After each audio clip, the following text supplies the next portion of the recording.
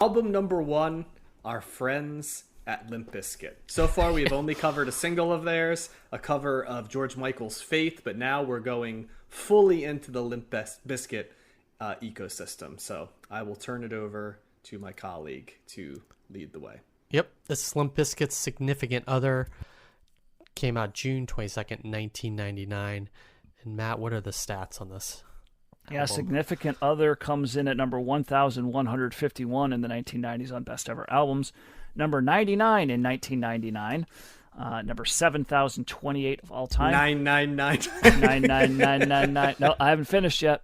And it's their second highest rated album on Best Ever Albums, behind 2000's Chocolate Starfish and the Hot Dog Flavored Water. And that is an album title there. It sure is. Significant Other did not make Rolling Stone's list, and Limp Bizkit is ranked number 2051 of overall artist rankings on Best Ever Albums.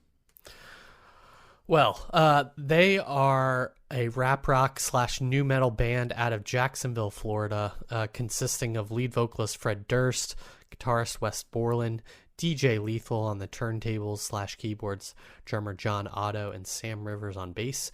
They formed in 1994. We covered their single Faith on episode 62 of this season, and this is their second studio album. Influences: Faith No More, Rage Against the Machine, Red Hot Chili Peppers, Guns N' Roses, Beastie Boys, and others. Similar artists: Korn, Crazy Town, Kid Rock, Stained, Linkin Park, Papa Roach. Rollin', which is not on this album, reached 65 on the Hot 100. This album and their next album... Would you like me to sing it for you, Josh? No. No? Okay. This album and their next album that Matt named was reached number 1 on the Billboard 200. Some facts about the band. Durst named the band Limp Bizkit because he wanted a name that would repel listeners. He said that he liked... Mission accomplished. Yeah, he said they liked the band, that the band liked quirky and corny things, and that they did not take themselves seriously all the time. Thus, the name Limp Bizkit represented these characteristics in the band as a whole. They developed a cult following in the underground music scene in Jacksonville, particularly at an underground punk club called the Milk Bar. Wes Borland, which I don't recall, but certainly the case. He was in theatrical costumes a lot of the time, which include face and body paint, masks, uniforms, very elaborate from the pictures that I saw. Yeah. Right? He was always in... I think he's still doing it. He also always looked like such an odd part to the band, because the rest of them were like full 1998 like frat guy, and then you had this guy that was dressed sort of like a spaced out alien. So yeah, it's a real... They're a real like hodgepodge band in a way, from what I read. And that's certainly the case. They met Korn in Jacksonville, and Korn added that they were unsigned at the time, and they went on 2 tours with Korn, and that kind of really expanded their audience. This is when they also added DJ Lethal, the turntablist, and formerly of House of Pain, and also Borland left the band due to creative differences. I think this was the first time this happened. He's come and gone since. They were offered a record deal with LA independent label Flip Records for $50,000, but then soon after they were offered a record deal with major label Mojo Records, which was a subsidiary of MCA. And then according to Flip Records founder Jordan Schur, I really wish I could have fact checked this, but Limp Bizkit stated that the only way the band would not sign with Mojo, which was the major label, was if the band van flipped over on the way to Los Angeles, and then when going to California, the band's van did flip 5 times, resulting... It feels too specific to not have happened. I know, resulting in all the band members sustaining serious injuries, and then as a result of the near-death experience, Durst made amends with Borland, who rejoined the band, and then they signed with Flip Records. Oh wait, that was a galvanizing event for them to get. Oh wow, okay. And then they signed with Flip Records, even though the Flip Records, Jordan Schur had to buy out their management contract with Mojo. I think Wes Borland had a thing with Limp Bizkit, sort of like Paul Giamatti did with movies, where he'd make a movie to allow him to do multiple side projects. I think that was kind of so. In the Paul Giamatti thing, it's you do Big Mama's House to be able to do whatever you want to do. I think that was a little bit what was going on with this. The first album came out in 97. It was titled $3 Bill, Y'all. Following the success of Faith, which was on $3 Bill, Y'all, Significant Other saw Limp Bizkit reach a new level of success. In the summer of 99, they played Woodstock 99 in front of 200,000 people, and violent action resulted. Chaos ensued. There's a whole documentary on Woodstock 99 that you can watch about that. Some sexual assaults took place as well. It was crazy. Durst saw the band being scapegoated for the event's controversy and reflected the criticisms surrounding the band in his music video. And what else? Despite the controversy, Significant Other remained at number 1 on the Billboard charts. The band also headlined Korn's Family Values tour. There's a lot of like, they're no stranger to controversy and like, you know, controversial things. Fred Durst is very outspoken in different things along the way. There's other things that happened after this album came out. So you can read about that. They're kind of infamous in a lot of ways. What else? Borland uses a 7-string guitar on this album, which is weird. He then stopped doing that. And Together Now features Method Man. There's also a lot of other personnel on this album that make appearances. And American artist Mir One did the album cover by doing graffiti on a wall. That's kind of a distinct, memorable cover. And I checked, and they're still an active band and are currently touring South America starting in November with 311. And they'll probably play to like 125,000 yeah, exactly. people in 2 weeks. And a bunch of other bands, including 311. So I found that hilarious. But good for them, I suppose.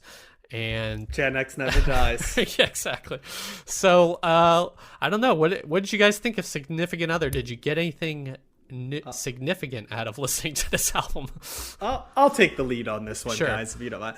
This album, so I lived my college years in probably the peak period for consuming Limp Bizkit. Yeah. My years of being in college were the 4 years, I think, of the presidential term of Limp Bizkit in terms of pop culture, where before them they didn't exist, and then they sort of fell out of relevancy, like completely. But for 4 years, just about everybody knew who they were, yep. I would say, all the way down to the red backwards hat and stuff.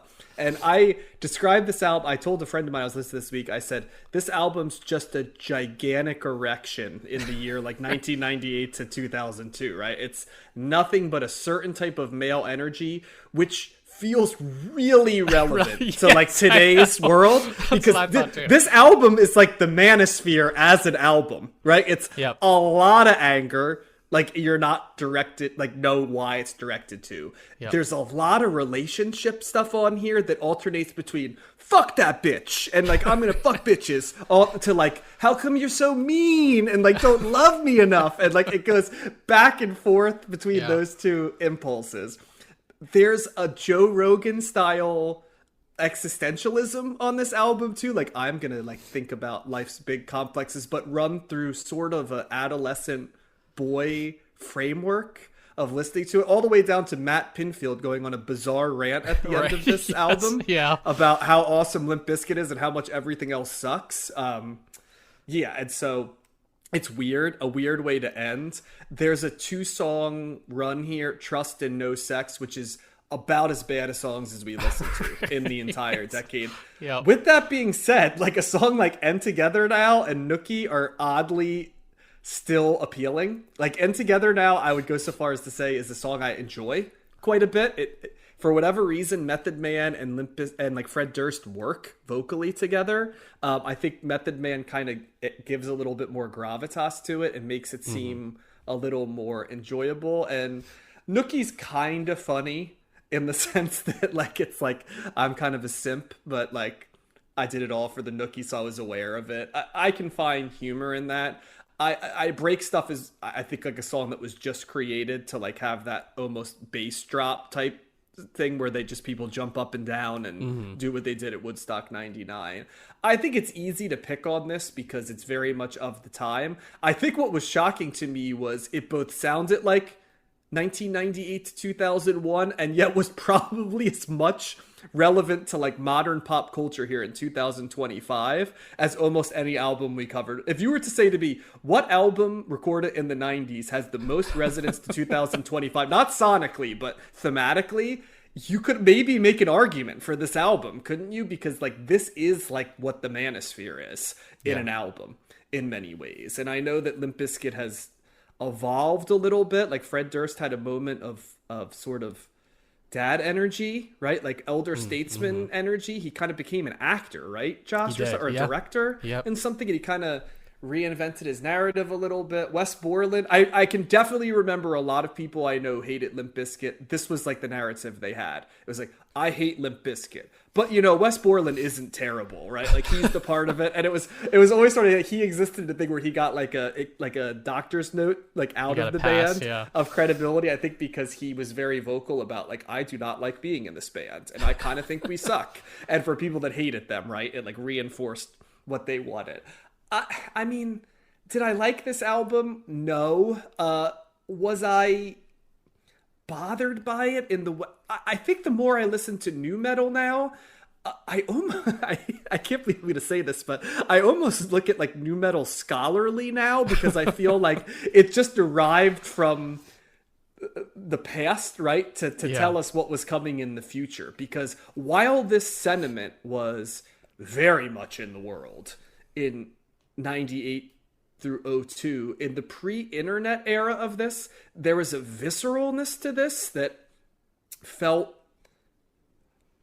I always could understand why Limp Bizkit was popular, because they were like speaking to male anger in a very specific way, and that's exactly right what to some degree people think the manosphere is doing for them, right? I do think though that without having the internet, and this was kind of the equivalent of going on the internet is now in these galvanizing spaces, right? With all of these people together. This was probably if you were sort of a person like that before, you would pick up this album and Korn and stuff, it's Stained, right? And you would like do your emoting with the album, right? And then you'd go to a concert where you'd play this and it would almost be like a cathartic expression. That's why I think Woodstock 99 was such a clusterfuck, because I think there were just all these people that were listening to this album in their bedroom, right? Or in their car, and they're like, oh my God, like it's gonna be, and it was like a toxic explosion, and in some ways it's like that's what ended up happening just online now, right? And like out in the world.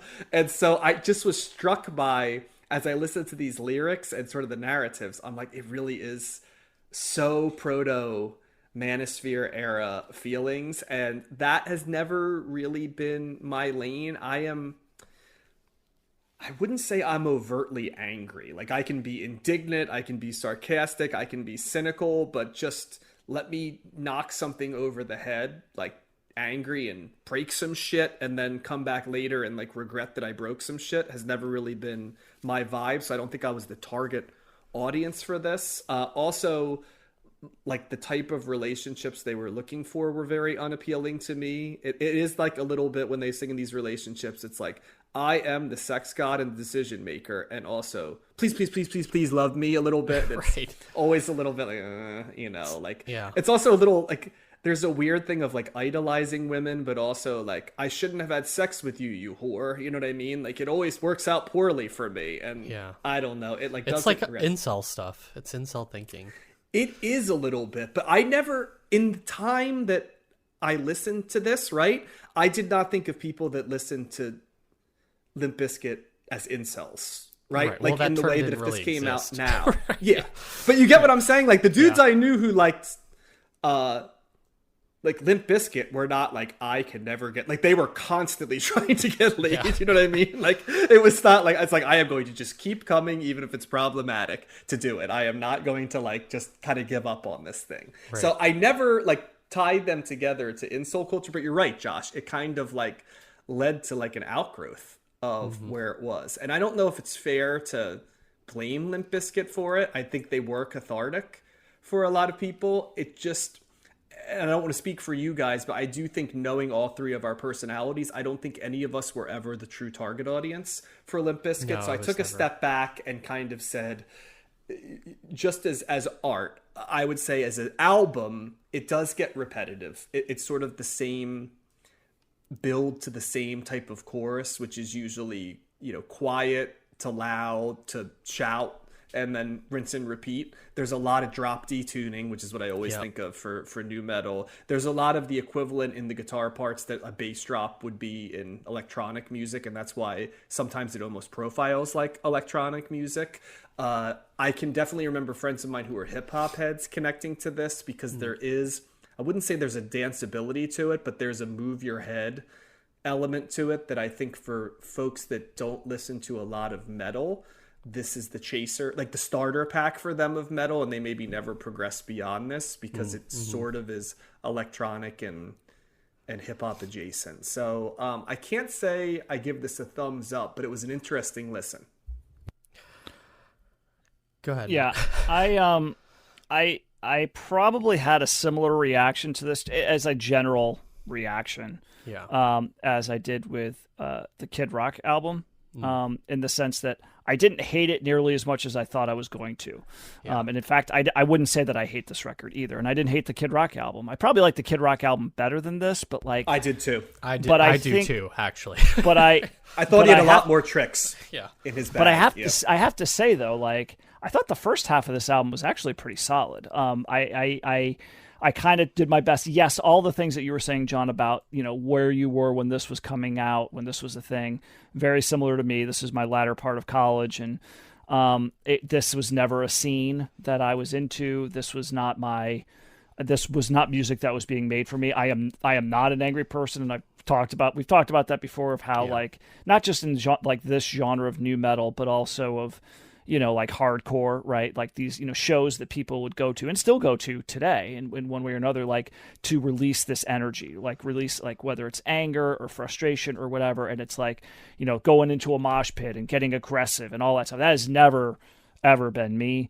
Having said that though, like there are times where I've listened to something like this, or like a much better version of this, which obviously is Rage Against the Machine, or, a heavier, like harder, angrier song, and felt it a little bit more viscerally than I ordinarily would. So I've been there before. I understand why what makes this appealing, and for someone that might be feeling things on that level more frequently, or like as on the regular, it totally makes sense why, like, I get this, right? There's a lot of catchy elements to this. The mixture of rap and rock is something that it kind of makes sense that this was something that was tried and experimented with, but it also shows me how hard it is to do and make it really like work. Right. And I think Rage, they kind of started it, right? Faith No More did it, right? There's some elements of that before, but Rage really kind of perfected that, and they did it in a way that was, I think more people, yes, there's anger there. It's right there in their name, but like, that there's something about the image or the message, the culture behind them that was more universal than something like this, or like Kid Rock or Korn or whatever, right? Like Rage seems to transcend like a certain, type of person, I would say. I think they reached out to more people.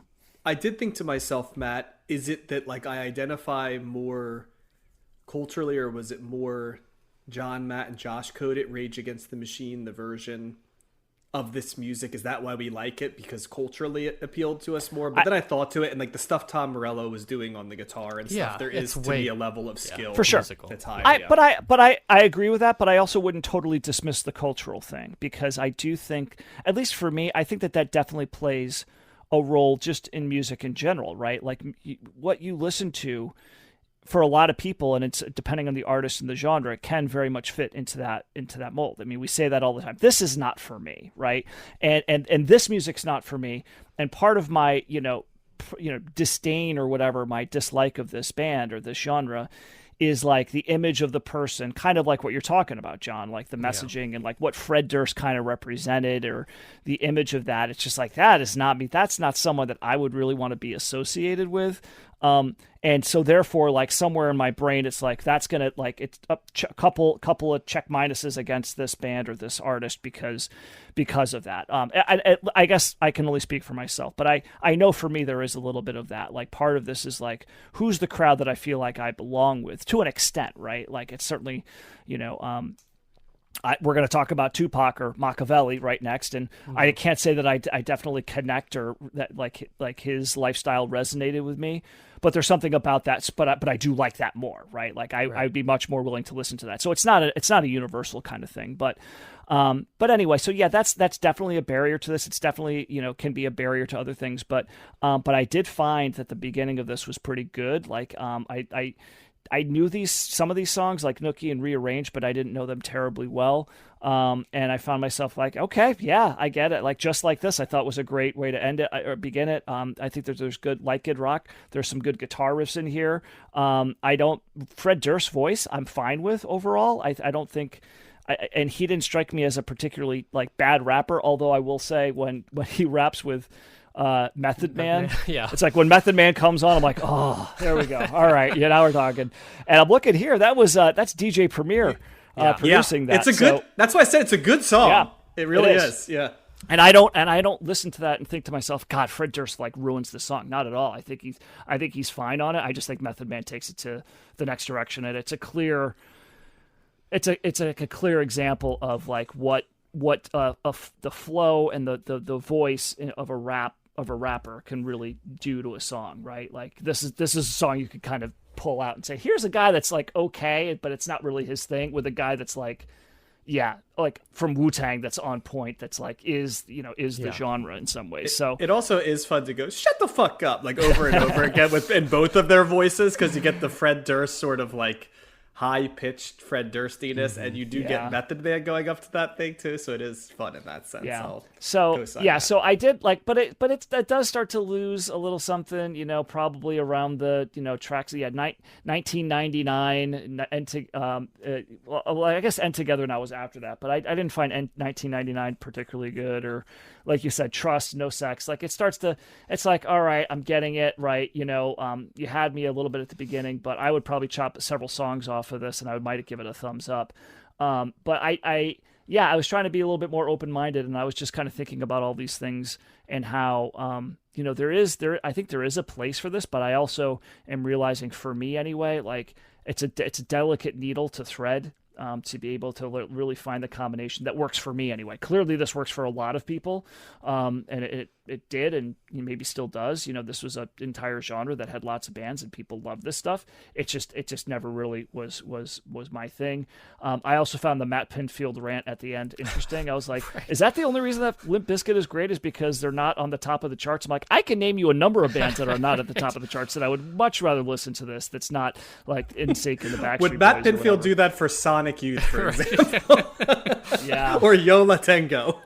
Yeah, exactly. So yeah, this is thumbs in the middle. I might even say it's trending up a little bit, only because of my preconceived notions of this band, and just being like, oh, they're terrible. But I don't think they're terrible. I just think it's something that's not, as a general rule, is not going to connect with me. But could I see putting a couple of songs of this on? Probably Rearrange. I think I liked Rearranged a lot. I just, something about that vibe.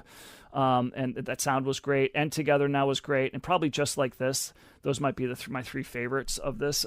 So I think that there's a place for it. It's a very small place, but it's there nonetheless, and it's something that I won't look in the future with as much disdain. Having said all that, I'm definitely not part of this culture. So take that for what it's worth. Yeah, it was an interesting, from a like kind of nostalgic time capsule point of view, is interesting to revisit this album. Actually, before you get in, Josh, can I ask you something real quick? Is Limp Bizkit it's funny how I think of Limp Bizkit as my baseline, and then there is one specific thing, like wrestling theme song, where they go from normal to like elite at that skill set, right? They were born to be a wrestling theme song band in some ways, and they work perfectly. Did you ever think that? Yeah. Oh, yeah. Okay. This Okay. this sounds like so many kind of like This is like the Yes. template for wrestling kind of theme songs Yes. for an era. I definitely thought of that. Emily and I listened to this album together actually. On the Oh, trip. really? And it's surprising how, at least on the singles, how we were like knew kind of like the openings, or like the parts where Fred Durst comes in with like a spoken word thing, or just kind of the choruses or something. So that point being is that like they were like huge and like omnipresent. Yeah, and women listened to them, Yeah. which is not an incel thing either, Right. right? Like women were in the crowd. Yeah. So so that was fun, but I really didn't I didn't like this album for a number of reasons. I think if we're using Kid Rock as a recent kind of comparison, I would much rather listen to that album than this album.